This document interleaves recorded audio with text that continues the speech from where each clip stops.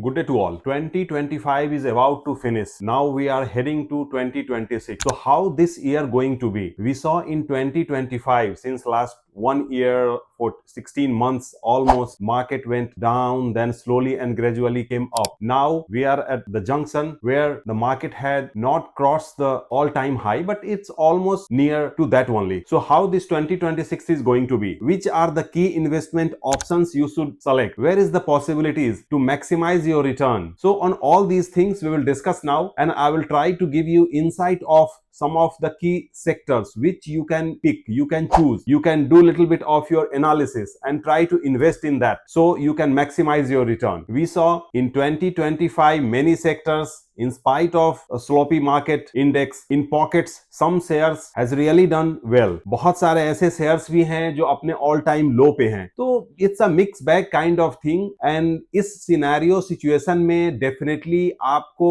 Individual shares पे working करनी बहुत जरूरी है. इंडस्ट्री का क्या एस्पेक्ट है, सेक्टर का क्या परफॉर्मेंस रहने वाला है, and then you have to analyse the company's performance. उनका आउटलुक क्या है, उनका फ्यूचर प्लान्स क्या है, बिकॉज सारी चीजों को अगर आप इकट्ठा करके एनालाइज करेंगे तभी एक अच्छा आउटकम आ सकता है. तो चलिए हम स्टार्ट करते हैं और समझने की कोशिश करते हैं कि क्या ऑप्शंस आपके पास हैं इन्वेस्टमेंट के लिए. अगर आपके पास 5 लाख 10 लाख या फिर स्मॉलर अमाउंट भी आप इन्वेस्ट करना चाहते हैं तो आपके पास क्या ऐसे ऑप्शंस हैं जिसकी तरफ आप देख सकते हैं. तो first, as we saw in last 4 months to 6 months 7 months, gold and silver had outperformed. जो रिटर्न गोल्ड और सिल्वर ने दिया है वह पिछले कई सालों का रिकॉर्ड ब्रेक हुआ है. So what future going to be? चलिए, ये तो पास था. Historical data is always good to analyse the previous return, but what about the future? Future में चीजें कैसे रहने वाली हैं? क्या ऐसे ट्रिगर्स हैं जिससे कि गोल्ड हो या सिल्वर हो या फिर अदर मेटल्स जैसे कॉपर्स की भी अच्छी ट्रैक्शन आने की पूरी संभावना है? इनका फ्यूचर कैसे रहने वाला है? तो आपको मैं बताता चलूं,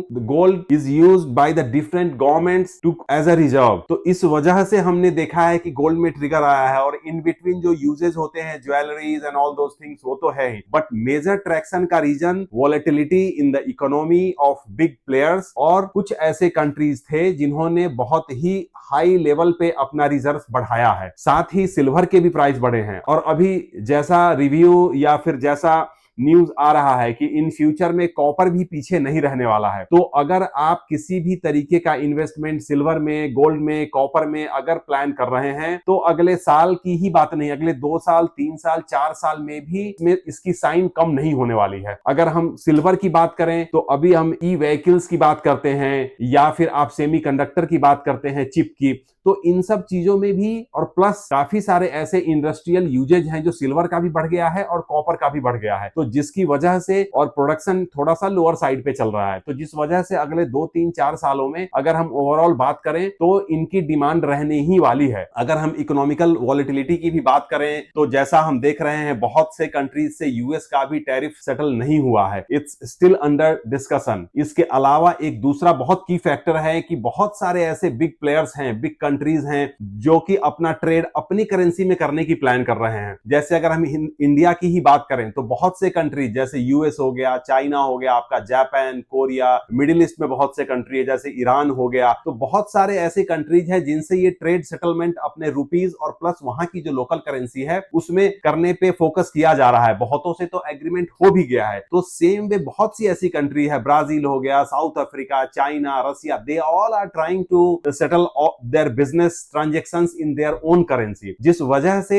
हम अगर फ्यूचर में डॉलर के यूज की बात करें तो वह कम होने की प्रोबेबिलिटी दिख रही है. इन अदर वर्ड्स अगर हम बोले तो डी डॉलराइजेशन का भी बहुत सारी चीजें चल रही हैं. अगर हम ब्रिक्स नेशन की भी बात करें तो they are also in discussion. तो मल्टीपल फैक्टर्स हैं जिसकी वजह से फ्यूचर में आप गोल्ड की बात करें या सिल्वर की बात करें या कॉपर की बात करें तो इन सब मेटल्स का साइन कहीं कम नहीं होने वाला है. तो यह एक आपके लिए अच्छा ऑप्शन हो सकता है. Now the second category you can focus is equity. Equity, जैसा कि आप जानते हैं कि there are multiple shares in BSE and NSE. So equity में जैसा हमने पास्ट की अगर बात करें तो कुछ सेक्टर्स चले हैं, कुछ सेक्टर्स नहीं चले हैं. तो sector wise the flow is really on the lower side, but हाँ, शेयर स्पेसिफिक चीजें मार्केट में मूवमेंट रहा है. जैसी न्यूज आ रही है रशिया से भी सुखोई 57 का डील होने वाला है सुनर और लेटर, और उसमें भी जो भी फाइटर प्लेन्स बननी है वो सारी मैन्युफैक्चरिंग इंडिया में होनी है. और फिर यहां से वो एक्सपोर्ट भी जो होगा वो इंडिया से ही होगा। टेक्नोलॉजी ट्रांसफर होना है, प्लस मैन्युफैक्चरिंग सेटअप होना है, सप्लाई चेन सेटअप होना है, तो इसमें बहुत सारे ऐसे डिफेंस कंपनी है जिसका रोल रहने वाला है। इसके अलावा भी गवर्नमेंट का डिफेंस मैन्युफैक्चरिंग एंड एक्सपोर्ट पे बहुत ही माइन्यूटली वर्किंग चल रही है। प्राइवेट सेक्टर, पब्लिक सेक्टर, सारी कंपनी जिस पे वर्किंग कर रही है। तो अगले 1 साल का तो रहना ही है, अगर हम 2 साल, 3 साल, 4 साल की भी बात करें तो डिफेंस एंड एरोस्पेस सेक्टर में बहुत अच्छा आरओआई रहने का उम्मीद है। तो आप इस सेक्टर में पर्टिकुलर शेयर्स में आपका कैसे क्या इंटरेस्ट है, किसका पीई कम है, बहुत ऐसे शेयर्स हैं जो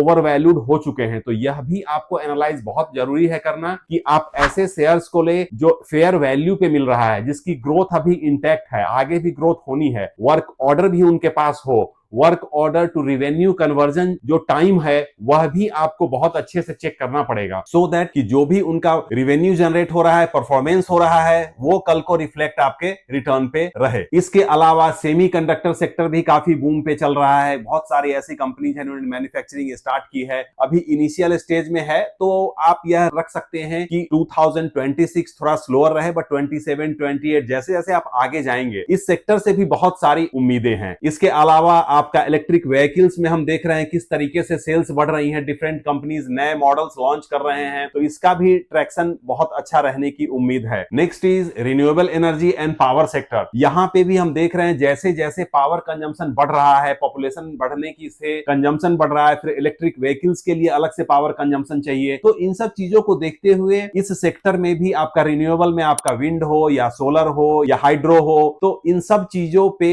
फोकस रहने वाला है। कंपनीज का सेटअप है, कैपेक्स है, इन सब चीजों पे काफी इंफेसिस कर रही है। तो यह भी एक की सेक्टर है जिसपे आप नजर रख सकते हैं। इसके अलावा बैंकिंग एंड फाइनेंशियल सेक्टर भी बहुत अच्छा परफॉर्म करने वाला है, ऐसी एनालिस्ट की उम्मीद है। तो इसमें भी पॉकेट्स में बहुत ऐसे शेयर्स हैं जो अंडर वैल्यूड हैं, उनको आप पिक कर सकते हैं, जिनके पोटेंशियल हैं फ्यूचर में, और आप उनको ले सकते हैं। यह भी आपके लिए एक मल्टी बैगर रिटर्न दे सकता है। अब इससे पहले मैं आपको नेक्स्ट कैटेगरी के बारे में बताऊं तो आपको यह जानना बहुत जरूरी है कि इक्विटी में अगर आप डायरेक्ट इन्वेस्ट कर रहे हैं तो आपको टाइम चाहिए, सो दैट कि you can do your research, you can do all the analysis about the company, financials क्या है, फ्यूचर वर्क ऑर्डर क्या है, कैपेक्स क्या रहने वाला है। इस तरह की बहुत सारी ऐसी चीजें हैं जो day in day out minutely quarterly basis पे फाइनेंशियल्स क्या है, रिजल्ट्स क्या है, इन सब चीजों को आपको वॉच करके फॉलो करना पड़ेगा। वहीं मैं नेक्स्ट कैटेगरी जो आपको एडवाइस कर रहा हूं वह है म्यूचुअल फंड का। अगर हम इक्विटी से म्यूचुअल फंड को कंपेयर करें तो म्यूचुअल फंड में you don't have to do much. आपने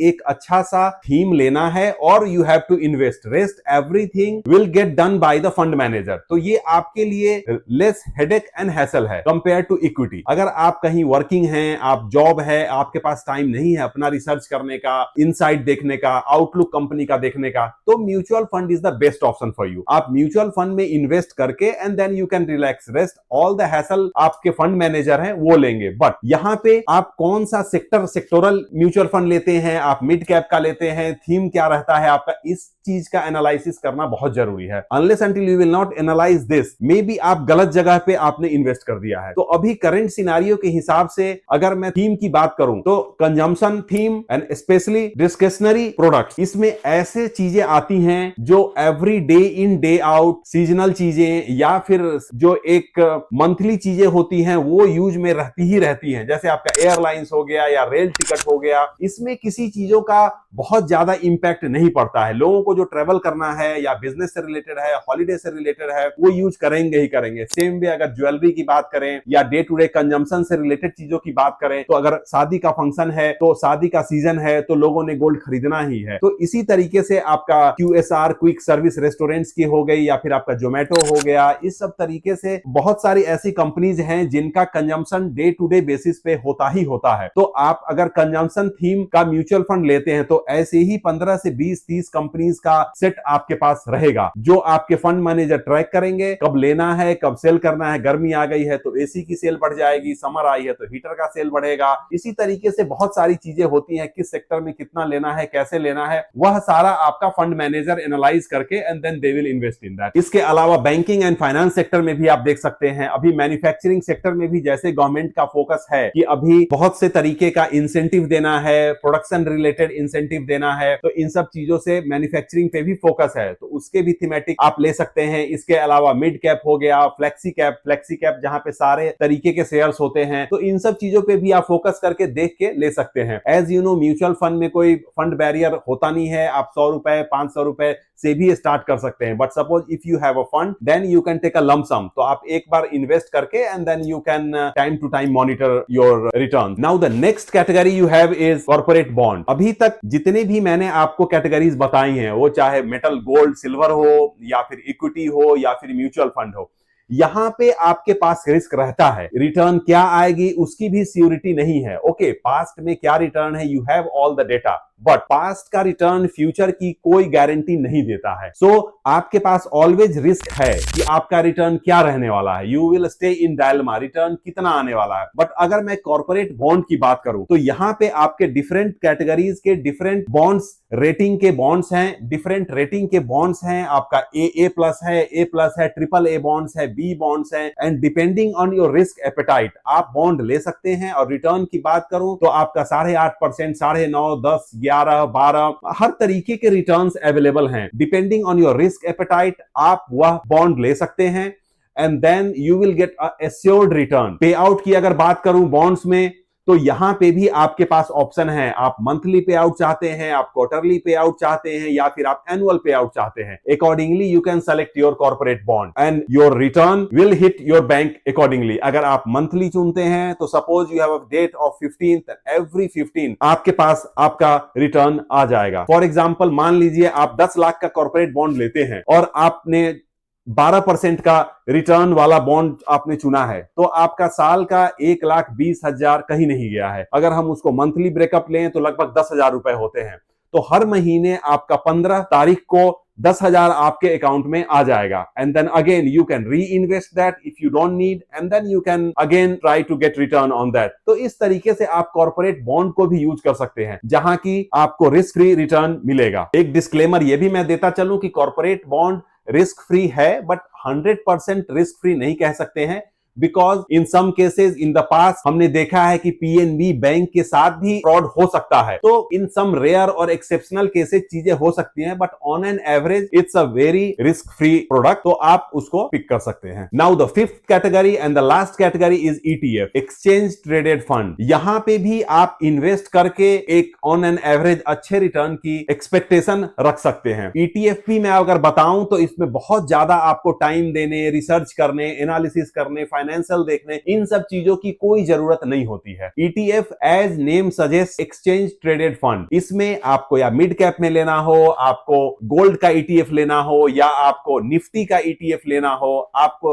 सेक्टर बेस्ड ETF लेना हो, तो हर तरीके के ETF अवेलेबल हैं। जिसमें कि जैसे फॉर एग्जांपल मैं अगर आपको बताऊं, निफ्टी 50 का अगर आप ETF लेते हैं, तो जो भी निफ्टी 50 के 50 शेयर्स हैं, उनके जो भी ग्रोथ होंगे उससे पैक्ड आपका पॉइंट होगा, and accordingly you will get the return. Same way अगर आप गोल्ड लेते हैं, तो गोल्ड में भी बहुत सारे ऑप्शंस है आपके पास। जैसे जैसे गोल्ड के प्राइसेस बढ़ेंगे, अकॉर्डिंगली आपका जो भी रेट है वो भी बढ़ता जाएगा, and then you will get a handsome return. So ETF का भी एक ऑप्शन अच्छा है, जिसमें अगर आप वर्किंग हैं, आपके पास टाइम नहीं है एडिशनल देखने के लिए क्या फाइनेंशियल्स हैं, क्या क्वार्टरली रिजल्ट्स हैं, क्या फ्यूचर प्लान्स हैं, then you can pick for this ETF option. यहां पे आपका जो भी मार्केट में रिटर्न आएगा, अकॉर्डिंगली कंपनी जैसे जैसे परफॉर्म करेंगी, you will also get return on your investment. तो ये तो मैंने आपको 5 कैटेगरीज बनाई हैं जो आप पिक कर सकते हैं 2026 के लिए, इन्वेस्ट कर सकते हैं। बाकी rest is up to your conviction कि आपको किसमें ज्यादा कन्विक्शन लगता है और आप अकॉर्डिंगली वहां पे इन्वेस्ट करेंगे। इसी तरह के मोर अपडेटेड और इंफॉर्मेटिव वीडियो के लिए don't forget to subscribe my channel, press the bell icon, so जब भी मैं कुछ वीडियो डालता हूं तो आपके पास नोटिफिकेशन आ जाए और फिर आप इंफॉर्मेशन ले सकें। For more videos like that, stay watching my channel. By the time I come with the next video, stay safe, stay healthy. Thank you.